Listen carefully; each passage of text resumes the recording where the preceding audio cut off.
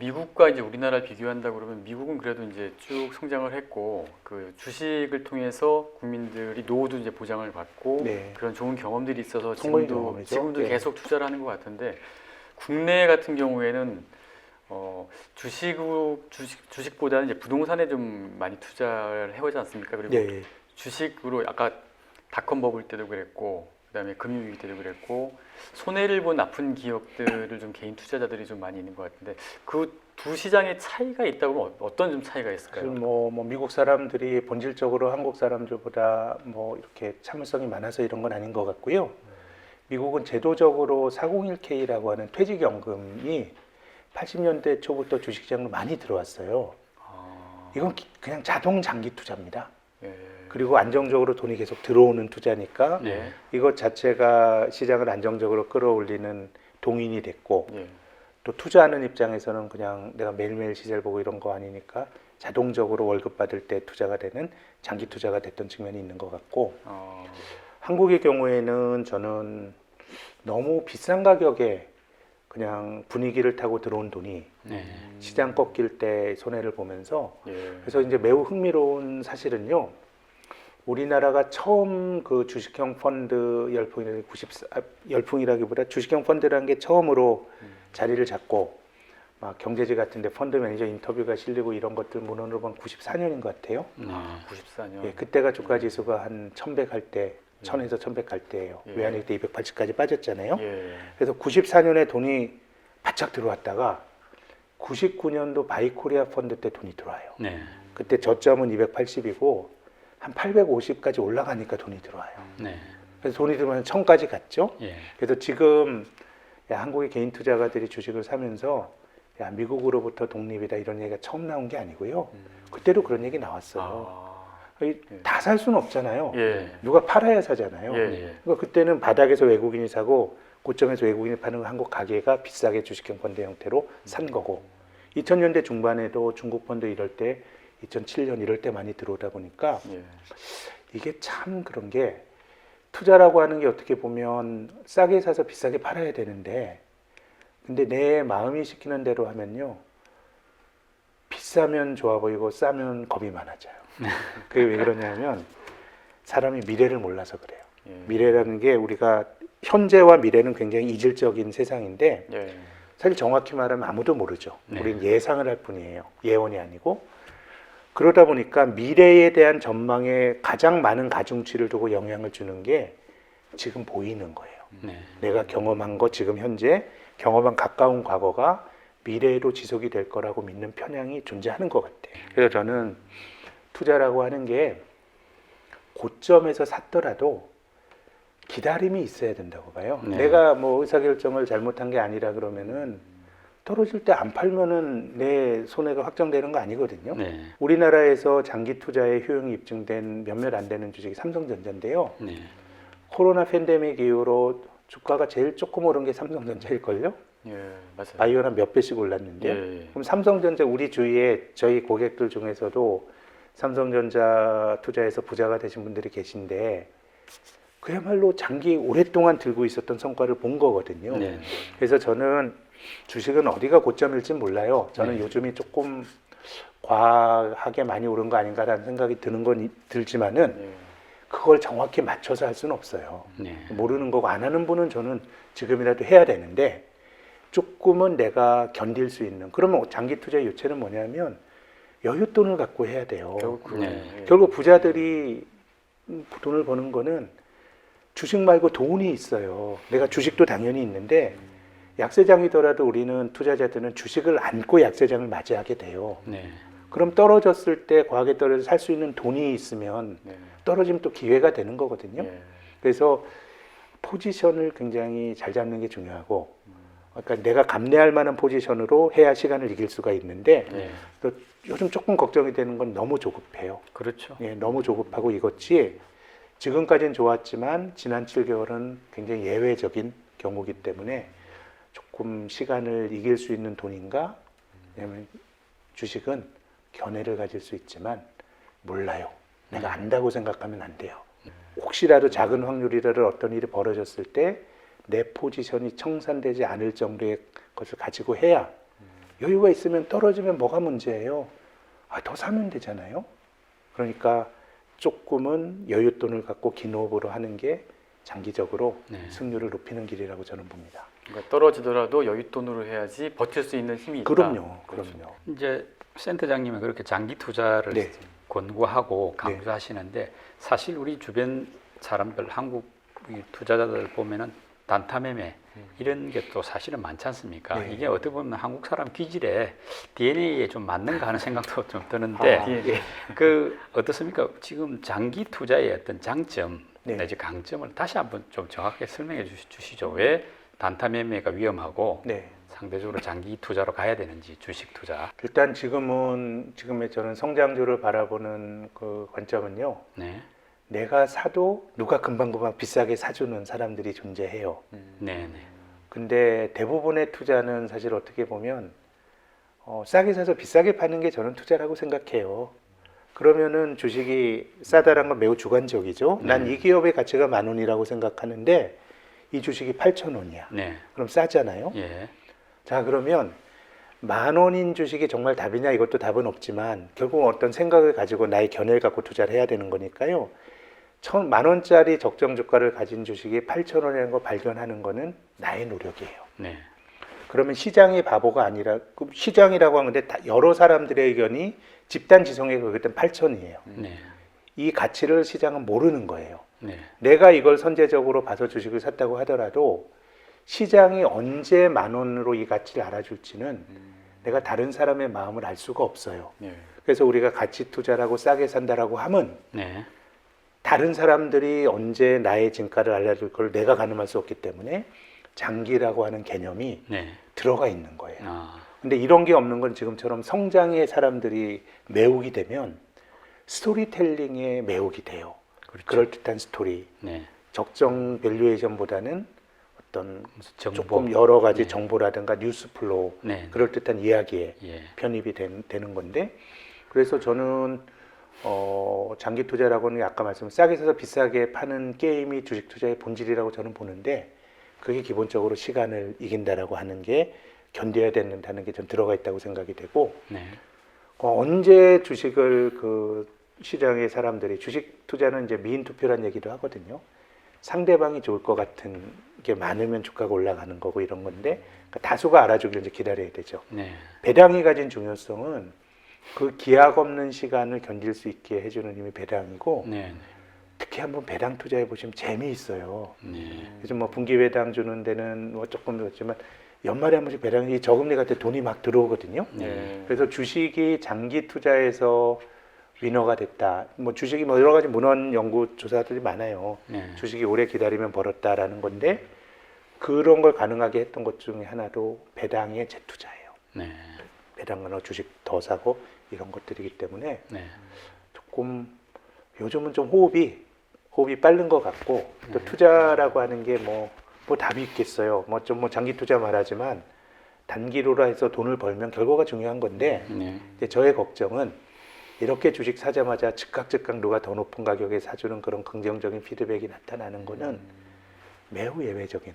그것도 주가가 뭐 전체적으로 쌌을 때는 그런데 예. 지금은 뭐 앞으로 주가야 모르겠지만 뭐 좀 한국이나 미국 주식이나 싸다고 보기는 어렵거든요. 네. 그런 거라 그러면 조금 너무 스토리에 매혹되기보다는 예. 싼 주식을 찾는 노력도 저는 같이 하셔야 된다고 봅니다. 저는 그게 투자의 본질이라고 봐요. 우리 요즘에 가장 핫한 기업들, 인기 높은 기업이 이제 IT라든지 뭐 플랫폼 기업들이지 않습니까? 네.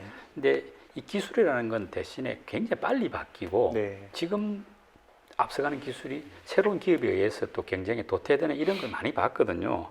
그래 보니까 지금 우리 국내에서도 뭐 특정 회사를 이야기하기 어렵습니다만 뭐 예를 들어서 카카오 뭐 이런 게 지금 가장 선두 기업이고 또 미국 같은 경우에는 이제 뭐 앱팡이라 하는 애플, 뭐 넷플릭스 뭐 이런 여러 가지 기업들이 이제 흔히 잘 나가는데 그런 데 대한 투자가 사실 많거든요.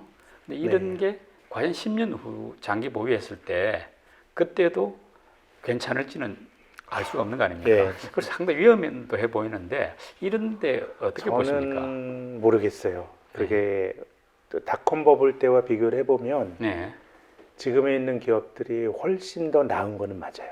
그때보다는요. 닷컴 버블 때는 비즈니스 모델도 없었고 네. 그냥 뭐 새로운 걸 한다는 것만 갖고도 이제 주가가 높은 프리미엄을 받았는데 지금 팡의 경우는 어떻게 보면 좀 아주 확고한 네. 오히려 경쟁자가 없는 그래서 팡 기업들이 지난 7월 말에 미국 하원에서 CEO들 청문회를 받았어요. 예. 네. 그러니까 우리가 투자하는 입장에서는 굉장히 안정적인 비즈니스 모델을 가진 종목을 찾는 게 투자자들의 로망이지만 자본주의의 그 활력을 위해서는 독점이나 과점은 또 활력을 떨어뜨리는 거거든요. 네. 그러니까 그 지경까지 갔으니 지금 뭐 이거 뭐 비즈니스 모델을 논할 단계는 아니죠. 한편에서 이게 너무 이들만 잘 나가는 거에 대한 도전이 있는 거니까요. 네. 그래서 닷컴 버블 때보다는 훨씬 더 저는 좋은 기업들이라고 생각이 되고 다만 이제 두 가지를 말씀드리고 싶은데 좋은 건 맞는데 너무 비싼 것 같아요. 아. PER이. 네, 네. PER이 100배, 뭐 예. 물론 이익이 50%씩 계속 늘어날 거야. 그럼 올해 50% 늘어나면 지금 PER은 100배지만 네. 50배야. 50%또 거기서 늘어나면 PER이 25배가 돼. 50%또 늘어나면 12배야. 네. 그건 맞죠. 네. 근데 이게 3년 동안 50%씩 늘어난다는 전제 하에서 이게 그러니까 상당히 좋은 거를 그 앞당긴 거고 또 이들이 굉장히 좀 좋은 비즈니스 모델을 갖고 있는 것도 사실이지만 경쟁자는 가만히 있겠냐는 거예요. 그렇죠. 최근에 뭐 아마존이 약진하지만 월마트 주가도 많이 올랐거든요. 예. 그 굉장히 경제는 다이노믹스이기 때문에 네. 지금의 주가 속에서는 전뭐 그게 뭐 아주 닷컴 버블 때와 같은 공상이나 환상은 아니라고 봐요. 네. 가능성은 있지만 네, 네. 근데 그 상당히 좋은 것까지도 이미 주가가 반영을 하고 있으니까 예. 밸류에이션이 비싸다는 점은 고려해야 된다는 점을 말씀드리고 싶고 네. 예. 두 번째는 좀 규제 리스크가 있는 것 같아요. 아, 앞서 규제 말씀드린 리스크. 것처럼 네, 네. 이게 뭐 다 살기 힘들거든요. 기본적으로 지금 주식시장으로 몰리는 것도 내가 노동을 통해서 소득을 올려서 이 뭐 집 사기도 어렵고 이런 절박함이 다 저는 녹아 있다고 봐요. 근데 지금 팡 기업들의 주주들만 부자가 되고 있거든요. 네. 그래서 최근에 나오는 뉴스들 보세요. 공정거래위원회에서 그런 소위 플랫폼 기업들을 한국에서 어떻게 공격하는지, 또 유럽에서는 어떻게 하는 건지. 네. 그래서 저는 어느 시기가 되면 증세라든가 네. 경제가 저성장을 하게 되면 효율보다는 모든 정책이 저는 약자의 편에 설 수밖에 없다고 봅니다. 네. 그랬을 때 이런 기업들은 너무도 공룡이 되어버렸기 때문에 네. 네. 어떤 규제에 대한 리스크들 예. 네. 이런 것들도 전 존재한다고 보고요. 네. 예. 뭐 다른 뭐 그거는 조금 뭐 논란이 있을 수 있고 좀 너무 좀 비싸졌다라는 점을 전 지적하고 싶습니다. 예. 예. 네. 장기 투자는 배당이나 예. 안정적인 비즈니스 모델을 가진 기업에 하는 것이지 PER 100배짜리 물론 성공할 수도 있으나 네. 너무 이 성장에 대한 기대를 주가에 많이 반영한 것들은 그 네. 기업이 실제로 좋은 회사더라도 네. 예. 미래에 대한 꿈을 이미 많이 주가로 소비를 현재 주가에 소비를 했다 그러면 네. 상당히 고성장을 많이 해야 여기다 주가가 더 오를 수 있다라고 생각하는 게 네. 뭐 저는 뭐 그냥 상식인의 생각이라고 봅니다. 근데 기업들을 좀 보면은 사실 그 우리나라 기업들도 그렇고 장기적으로 이렇게 보면은 오히려 주가가 많이 하락하거나 그런 것도 아니면 있죠. 뭐 상장 폐지된 기업들도 있고. 그럴 수도 있죠. 근데 그거를 그 장기 보유가 아니고 네, 그 중간에 정리해야 될 그런 타이밍도 있지 않습니까? 그럴 수도 있죠. 어떤 시그널을 보면 될까요? 그러면 저는 기본적으로는 저는 주식 투자, 직접 투자자는 기본적으로 좋은 주식을 골라야 되는 거는 그거는 뭐 거의 뭐 정업 명령이에요. 네. 안 망할 기업을 해야 되는 건 맞는 거고 예. 그 주식을 뭐 우리 뭐 존니 대표님 이런 사람들은 매매하는 거 아니다. 주식은 사야 된다 그러잖아요. 그러니까 네. 계속 사는 게 맞는 거라고 보는데 네. 그 판단은 잘해야 되는데 네. 예. 그러니까 주식이라고 하는 건 약간 지적 게임의 속성도 있어요. 네. 그걸 할 수 있는 그 뭐 능력이 없다 그러면 이거는 제 생각에는 조금 투자하면 안 되는 거죠. 장기적으로 돈을 잃을 확률이 높으니까. 그럼 투자가 좋다라고 하는 거는 그럼 직접 그런 걸 내가 할 능력이 안 되는 분은 어떻게 해야 되냐? 그냥 시장을 사세요. 뭐 ETF 말씀하시는 네. 거예요? ETF나 펀드? 예, 네. 왜 그러냐면요. 제가 앞서서 말씀드린 것처럼 이 종합주가지수가 72년부터 지금까지 39년 동안에 34번 올랐어요. 네. 경제는 성장하고 예. 기업은 성장을 반영해서 이익이 늘어나니까 주가가 올라가는 거거든요. 예. 그러니까 우리가 주식 투자 일본 같은 경우는 주식 장기 투자도 안 되는 게 경제가 성장한 게 아니라 경제가 역성장을 했어요. 네. 90년대. 그럼 주식을 하면 안 돼요. 그때는 채권을 해야 되고요. 예. 또 밸류에이션이 과도하게 비싼 것을 사게 되면 오래 기다려도 굉장히 고생을 할 수가 있고 네. 뭐 지금의 뭐 한국 시장의 밸류에이션이라 그러면 뭐 저는 뭐 장기 낙관론을 견지하는데 무리는 없다고 생각이 드는데 네. 또 다른 측면에서 시장을 사라고 말씀드리는 거는요. 앞서 말씀하신 것처럼 기업이 망할 수가 있거든요. 네. 그럼 망하면 그 기업은 주가 지수에 포함이 될까요? 없어질까요? 빠지죠. 나갑니다. 빠지겠죠. 예. 그러니까 내가 어떤 주식을 사서 상장폐는 내 재산은 빵이 되지만 네. 주가 지수라는 건 기본적으로 승자의 기록이에요. 아. 나쁜 걸 끊임없이 배제시키거든요. 예. 그래서 제가 미국의 다우 지수의 예를 한번 들어서 말씀드리면 미국에서 상장돼서 거래되는 종목은 한 6천 개 정도 된다 그러네요. 근데 다우 지수라고 하는 게 그 6천 개 중에 제일 좋은 30개를 꼽아 놓은 거예요. 네. 근데 다우 지수가 1896년부터 만들어졌는데 그때도 있고 지금도 있는 종목은 없어요. 네. 그러니까 다우 지수 한 건 끊임없이 예. 좋은 건 넣고 나쁜 건 빼는 거예요. 네. 이번에도 뭐 화석연료 시대가 조금 안 좋으니까 엑슨모빌을 빼잖아요. 예. 또 2008년 글로벌 금융위기가 났을 때 전 세계에서 가장 큰 보험회사인 AIG가 뭐 부도위기에 몰리니까 그걸 빼요. 네. 안정적인 과자 만든 크래프트를 넣어요. 네. 예. 그러니까 주가 지수라고 하는 건 어떻게 보면 좋은 걸 넣고 나쁜 걸 빼는 역사이기 때문에 아. 실제로 인덱스 자체가 승자의 기록이라 모를 확률이 높아요. 그래서 저는 좋은 회사를 고르는 거는 그게 주식 투자자의 자질이라고 봐요. 네. 그렇지 않으면 직접 투자를 하면 장기적으로 이기기는 어려워요. 네. 그런 걸 공부를 하면서 근데 이것이 뭐 대단히 복잡한 어떤 그 회계학이나 가치 평가에 자질 요구되는 건 아니에요. 나의 상식이나 직관과 네. 기본적인 재무제표를 볼 수 있는 능력, 네. 매출액, 뭐 그것도 모른다 그러면 하면 안 되죠. 네. 예, 그 밥 먹고 그것만 하는 사람과 경쟁을 하는 건데, 네. 그래서 저는 사실은 우량주 장기 투자도 믿는 편은 아니에요. 네. 뭐 지금의 우량 구조가 앞으로도 우량주란 법은 없잖아요. 그러니까요. 그래서 저는 예. 장기 투자에서 믿는 개념은 시장에 대해서 투자해야 된다라는 거고, 네. 그리고 최근에 좀 특이한 현상이 아무튼 뭐 ETF라고 지수 몇 개 네. 묶어가지고 하는 그런 상품들이 계속 다양하게 네. 나오고 있는데요. 그게 과거에는 이제 펀드가 사실 네. 좀 주였으면은 지금은 이제 ETF 쪽으로 좀 많이 몰리는데 네. 실제로 그 자금 흐름이 그렇게 가고 있나요? 네, 왜 이런 현상이 글로벌하게 나타나고 있는 거죠? 그런 일들이 발생하고 있죠. 예. 그러니까 이제 뭐 그 액티브 펀드라는 게 펀드 매니저가 가진 능력을 금융 소비자들이 사는 거거든요. 예. 근데 그런 실험은 되게 많아요. 액티브 펀드가 예. 수수료는 많이 받는데 시장을 잘 못 이긴다.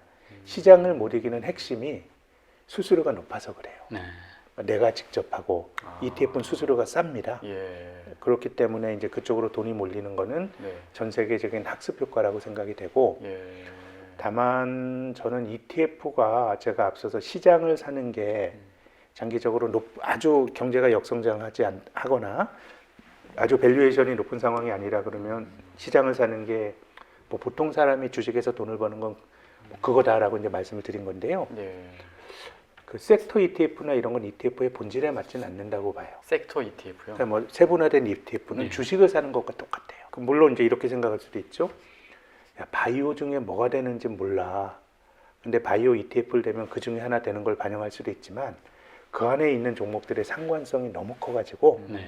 기본적으로 종목을 사는 것과 좀 비슷해서 네. 예. 이게 뭐 필요에 따라서는 뭐 그런 거 투자의 하나의 비클로 활용할 수 해야 된다고 보지만 이것이 제가 생각하는 장기 투자의 철학, 시장을 사면 성장하는 거 오른다 이런 것들과는 조금 다른 네. 유형의 투자라고 봅니다. 다양한 섹터를 같이 이제 담은 네. ETF를 사야 된다. 그것 자체가 그냥 시장을 그 사는 시장을 뭐 그런 ETF겠죠. 예. 네. 센터장님 이제 배당주를 강조를 하시는데 근데 사실 우리나라 기업들의 배당 성향이 네. 외국에 비하면 사실은 그렇죠. 많이 낮지 예, 않습니까? 그러면 역으로 국내 주식 투자보다는 뭐 미국이나 네. 해외 배당 많이 주는 기업을 찾아야 된다 이런 뜻으로도 해석이 되는데 어떻습니까? 제 생각에 이거는 배당이라고 하는 건 한국 증시에 투자하는 게 아니고 네. 기본적으로 이제 배당을 주는 기업을 사는 거기 때문에 네, 네. 한국에서 말씀하신 것처럼 배당이 인색하죠. 그렇기 그렇죠. 때문에 한국에서 배당을 많이 주는 그룹을 찾는 게 좋을 것 같고 아, 해외로 좀 눈을 돌리게 되면 사실은 좀 배당의 풀은 좀 넓어질 수 있기 때문에 네, 네. 저는 뭐 그것도 충분히 고려하실 만하다고 봅니다. 그래서 우리가 해외 투자 잘 모르는 거잖아요. 네, 네. 근데 배당을 뭐 한 30년 이상 좋았던 회사, 네. 또 심지어는 미국처럼 주주를 중시하는 그 풍토에서는 30년 연속 배당을 준 게 아니고 30년 연속 배당을 늘린 회사도 많아요. 아, 그럼 배당이란 것 자체가 어떻게 보면은 여러 가지가 그 안에 좀 검증이 될 수가 있기 때문에 네, 네. 그걸 뭐 역시 법칙으로 받아들이지 말라는 당부 말씀드리겠지만 배당의 관점으로 접근을 하게 되면은 그 자체가 많은 걸 걸르고 네. 걸러진 종목을 투자할 수 있는 효과가 전 있다고 봅니다. 배당도 기업이 나빠지면은 상황이 나쁘면 배당은 못 주는데 네. 근데 배당이라고 하는 게 매우 경직적인 변수입니다. 어떤 의미냐면요. 기업이 벌어들인 성과를 주주들과 나누는 게 배당인데 한 기업이 배당금을 많이 줬다가 배당금을 줄이면 그게 일종의 신호 효과가 있어요. 그렇죠. 우리 기업 나빠졌어요. 시장에 말해주는 신호 효과가 있다 보니 기업은 한두 해 돈을 잘 벌더라도 배당을 안정적으로 배당 정책이 있는 회사는 배당을 확 올리지 않아요. 네. 굉장히 안정적으로 올리고 실적이 나빠졌다고 배당금을 줄이지 않아요. 네, 네. 그리고 또 배당이라고 하는 거는 어떻게 보면 성장하는 회사들은 배당을 안 하거든요. 아마존 배당 안 합니다. 그렇죠. 아마존 사실 배당 안 하는 게 맞죠. 그 투자할 때가 많고 재투자 고정자하는 해야 기업은 네. 재투자해서 기업 가치를 높이는 게 장기적으로 주주 가치에 부합하는 거예요. 네, 네. 근데 배당을 한다는 건 이미 비즈니스가 성숙 단계에 걸렸고 네, 네. 투자에 대한 것도 굉장히 어떻게 보면 별로 없고 그래서 네. 배당을 많이 주는 회사들은 성장성이 높다고 말하기는 어렵지만 네. 굉장히 안정적인 그 비즈니스 모델을 가지고 있는 안정적인 경쟁력을 가지고 있는 회사일 가능성이 높아요. 네. 그래서 저는 배당주 투자에서 뭐 이렇게 뭐 팔자를 고칠 수는 없는데 네. 우리가 은행에 예금하고 이런 거보다는 저는 좀 배당 수익 높은 회사들이 많고 예. 또 그 자체가 배당이란 게 이거 물론 뭐 예외가 없는 규칙은 없기 때문에 이거를 법칙으로 받아들이지 마세요. 다만 배당주라고 하는 프레임으로 종목을 고르게 되면 네. 그 자체가 매우 안정적인 기업들이 1차적으로 배당을 매개로 스크리닝 됐을 가능성이 있기 때문에 네, 네.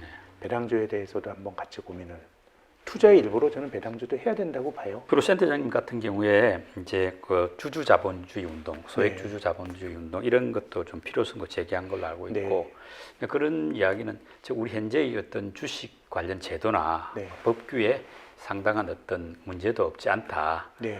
또 어떤 정부의 어떤 개입의 문제점 이런 데 대한 어떤 문제 의식으로 이제 생각이 되는데 네. 우리 주식 시장에서 어떤 제도적인 측면에서 개선할 점이라든지 법적으로 좀 바꿔야 된다 이런 게 어떤 게 있을까요? 저는 뭐 지금 우리나라의 상법 개정안이 되게 논란이 많죠. 네. 이게 뭐 외국계 투기 자본에게 흔들릴 수도 있다는 건데 이제 기본적인 취지는 그 소수 대표 주주, 다수 주주가 이사회를 그 움직이는 거를 제어를 하고 네, 조금 주주 이사회에 좀 다양한 멤버들을 넣자라고 하는 게 기본 취지거든요. 네. 그래서 저는 뭐 여기에 대해서 걱정하는 것도 충분히 저는 뭐 이를테면은 지분 조금 가진 외국계 투기 자본이 한국의 대표 기업을 흔들 수 있다라는 뭐 일이 좀 발생할 수 있다고 봅니다. 네, 뭐 시장이니까. 근데 전체적으로 보면 저는 아까 배당을 조금 주고 이런 거에서 말씀드린 것처럼 주주들에 대한 한국은 조금 폄하가 여전히 심한 거 아닌가. 네. 배당의 대표적인데요. 네, 한국 기업들이 왜 배당을 안 주는가 생각을 해보면 일단 대주주들의 지분율이 낮아요. 네, 소위 오너 일가들의 대기업의 네. 경우는 그럼 그들이 소위 재벌 그룹을 어떻게 지배하냐면 관계 회사들의 계열 회사에 가지고 다 하잖아요. 그 순환 출자 네. 말씀이죠. 네, 그러니까 이제 그건 뭐 일단 배당을 준다라고 하는 거는 우리나라 대기업들의 평균 그 그룹에 대한 지분율이 아마 10%가 안 될 거예요. 한국에서 네. 제일 큰 건 아마 5% 미만일 거고요. 예. 배당을 주면은 우리 그 오너 집안에 5%밖에 안 들어오는데 네. 95%는 나눠 갖는 거잖아요. 예. 그렇죠. 그것도 한국은 제 생각엔 상속세가 네. 이것도 논란이 많지만 뭐 제 네. 견해는 너무 높은 것 같아요. 예. 아, 그러면 대주주 입장에서 생각을 해보면 결국 이제 넘어가게 경영권이 승계되게 마련 상속세 부담이 있고 네, 이걸 뭔가 마련해야 돼요. 근데 지분은 적고 네, 예. 그런 거라 그러면은 이거를 배당을 통해서 다른 주주들과 나눠 갖는 것보다는 비상장 자기들 지분율이 높은 회사를 세워가지고 네. 일감을 막 몰아줬잖아요. 몰아주죠. 일감 몰아주기. 그러니까 주주들의 부가 글로 간 거예요. 네. 저는 배당 수익률도 낮고 다 이런 게 기업의 의사결정권을 가진 주주와 네. 예. 이 다수 주주의 이해관계가 달랐으니까 좀 배당도 잘 안 했던 거라고 생각이 되고요. 네. 그래서 뭐 논란이 매우 많습니다만은 저는 조금 주주권 행사를 통해서 한국 자본주의가 활력을 찾을 수 있지 않겠는가 기대를 갖고 있고 네. 비슷하게 보면 일본이 그랬거든요. 네. 일본도 한국과 문화가 되게 비슷하잖아요. 네, 뭐, 네. 뭐 적대적 M&A 하고 그러면 일본 사람들도 좋아하지 않았을 것 같아요. 네. 근데 예전에 아베에서 아베 수상이 아베 총리가 2014년도에 그 주주행동주의 펀드 일본에 좀 들어와 주세요 이런 얘기를 했어요. 네. 이토 교수라는 사람한테 용을 줘서 이토 리포트라는 게 만들어졌는데 그게 뭐냐면 자본을 돌게 하는 거예요. 네. 자본을 돌게 하는데 지금 이런 상황인 것 같아요. 저는 한국의 기업들의 경쟁력도 조금씩 떨어지는 것 같고 네. 자본에서 부를 창출하는 거 우리가 자기 자본 이용률 ROE라 그러는데 이게 떨어지고 있거든요. 네. 그러면 기업 입장에서는 사회적으로 가지고 있는 경제적 자원을 가지고 증식을 시켜야 되는데 내가 증식을 시킬 자신이 없다 그러면 나눠줘야 돼요. 네. 주주들에게. 네. 네. 그렇기 때문에 저는 뭐 여러 논란이 있고 또 반대하는 의견에 대해서도 뭐 우리가 경청해야 된다고 보지만 조금 주주권 행사를 통해서 한국의 자본주의가 활력을 찾을 수 있을 것 같고 네. 그래서 예전에 그 보수 정권이라고 해서는 박근혜 정권 때도 초과 소득 환류 세제라는 걸 최경환 부총리가 주장을 했어요. 돈을 어느 정도 많이 버는 기업의 경우에는 그 이익을 네. 노동자들의 임금을 올려주든가 투자를 하든가 배당. 주주들에게 배당하지 네. 않으면 징벌적 과세를 한데 시행이 됐거든요. 네. 그게 돈을 돌게 하는 것이고 네. 저는 그런 것들이 기본적으로 주주들의 이해관계에 저는 맞다고 보고요. 네. 예를 들어서 뭐 삼성전자가 돈을 잘 번다고 좀 배당까지 줘서 굉장히 투자자에게 고맙고 좋은 주식이 됐는데 저는 한국 자본주의 투자자의 성숙도가 네. 삼성전자가 이렇게 돈을 잘 버는데 이게 배당하는 게 맞아? 차라리 투자해가지고 하는 게 장기적으로 기업 가치에 높일 거라고 생각하면 배당금을 줄여도 네. 주가가 오를 정도로 한국은 성숙돼 있다고 봐요. 네. 본질적으로 기업의 지배주주와 다수 주주들의 이해관계가 다르다는 게 네. 저는 코리아 디스카운트의 본질이라고 봅니다. 같은 맥락에서 이제 보면은 그 주식 시장 활성화를 위해서 뭐 공매도 금지 연장했고 네. 또 반대로 또 양도세 같은 경우는 또 물리겠다는 방침이 나오고 하는 즉 정부의 역할에 의해서 시장이 상당히 좌우되는 건 분명히 있거든요. 우리 네. 이런 부분에서 정부의 역할을 점점 키워 나가는 게 바람직한지 어떤 제도상 문제가 있고 또 주식시장을 북돋아 주기 위해서 아니면은 반대로 정부 역할을 좀 줄이면서 네. 시장의 자유를 맡게 되는 건지 사실 쉽지 않은 문제인데 네. 센터장님 생각은 어떻습니까? 근데 저는 꼭 정부의 역할이 결정적인 영향을 줬다고 보진 않아요. 왜냐하면 한국은 공매도를 금지했지만 네, 뭐 공매도를 허용한 나라도 뭐 주가가 떨어지거나 이런 건 아니기 때문에 네, 일부 좀 논란이 되는 주식이나 아니면 업종의 경우는 공매도가 많은 영향을 줬는데 네, 전체 시장에 대해서는 오히려 그런 것보다는 네, 뭐 그게 아니더라도 굉장히 뭐 자정적인 움직임들이 있었다라고 보는 쪽이고요. 네, 저는 시장주의자입니다. 네, 또 주식시장이란 게 사람의 이기심으로 모이고 돈이 걸려 있다 보니까 거기에 대해서 집단적 합의가 중요하고 하는 건데 근데 이제 뭐 과세에 대해서는 조금 다른 영역이죠. 네, 뭐돈 벌면 세금 내야 되고 네. 한국은 안 내던 회사니까 네, 그런 쪽은 뭐 정부가 해야 되겠지만은 기본적으로는 좀 시장에 할 수 있는 훨씬 많은 것 같고 공매도도 뭐 좀 공매도를 금지했기 때문에 이렇게 뭐 시장이 안 됐 뭐 더 좋았다 여기에 대해서 조금 더 우리가 고민해 볼 뭐 포인트는 있다고 봅니다. 이번에 뭐 뉴딜 펀드도 정부가 주도를 하고 있는데 이게 네. 성공하려면 뭐 조건이 좀 있어야 될 것 같아요. 뭐 말하기 조금 힘든 것 같아요. 근데 뭐 저는 뭐 이해가 안 되는 건 아닌 것이 이게 뭐 돈이 풀려도 안 가니까 네. 실물로 안 가니까 정부가 이걸 만드는 거는 맞는 것 같고 네. 다만 이제 뭐 수정이 됐지만 뭐 이 수익률을 보장해주고 이런 것들은 뭐 그거는 뭐 잘못됐던 것 같고요. 네. 그래서 뭐 이건 좀 판단은 요구하고 있습니다. 다만 이제 정부가 해야 되는 건 맞고 네, 참 딜레마가 있는 것 같아요. 딜레마. 네. 왜냐하면 민간이 안 되면 정부가 해야 되거든요. 네, 근데 자본주의가 성숙화가 되면 정부가 할 게 없어요. 네, 정부가 할 일이 많은 경제는 저는 도시화라고 봅니다. 도시화가 진전이 되는 단계면 정부가 할 게 정부는 경쟁을 해서 돈을 버는 목적이 아니라 인프라를 까는 건데 도시화는 인프라 도로로 닦고 학교도 만들고 하는 그 물리적 인프라가 진짜 인프라라고 생각해요. 네. 그래서 미국의 뉴딜 정책을 좀 진보적인 생각을 가지신 분들은 이게 단순히 경제 정책이 아니고 진보적인 미국 사회의 합의였다 이런 주장 그 코드도 분명히 있어요. 그렇지만 그게 가능한 물적 투자는 뭐냐면 건설 투자예요. 네. 뭐 사판자료씩 줘서 건설할 게 있으면은 정부가 일자리를 만들고 이런 건데 이게 딱 어느 정도 완성이 되다 보면 정부가 할 게 없어지는 것 같아요. 그래서 일본처럼 그냥 뭐 건설 투자를 해요. 그러니까 섬과 섬 사이에 막 다리를 잇고 또 일본의 관광 가 보시면 주요 전망대가 도청사 같은 데 있어요. 네. 그게 왜 그러냐면 지을 데가 없으니까 네. 그냥 도청사를 지은 거예요. 예. 그러다 보니까 정부가 써야 되는 건데 그래서 뭐 환경이나 뭐 이런 것들은 명분도 있고 뭐 그렇기 때문에 불가피한 측면이 있는데 뭐 시장과 정부 사이의 균형이나 밸런스를 잘 잡아야 될 것 같은데요. 네. 뭐 그 정도 생각이에요. 다양한 주제로 얘기를 나눠봤는데요. 그 최근 국내외 주식시장 흐름을 이해하시는데 도움이 되셨을 거라고 생각합니다. 그 변함없이 차분하게 설명을 해주신 김학균 센터장님 감사드립니다. 네, 수고하셨습니다. 감사합니다.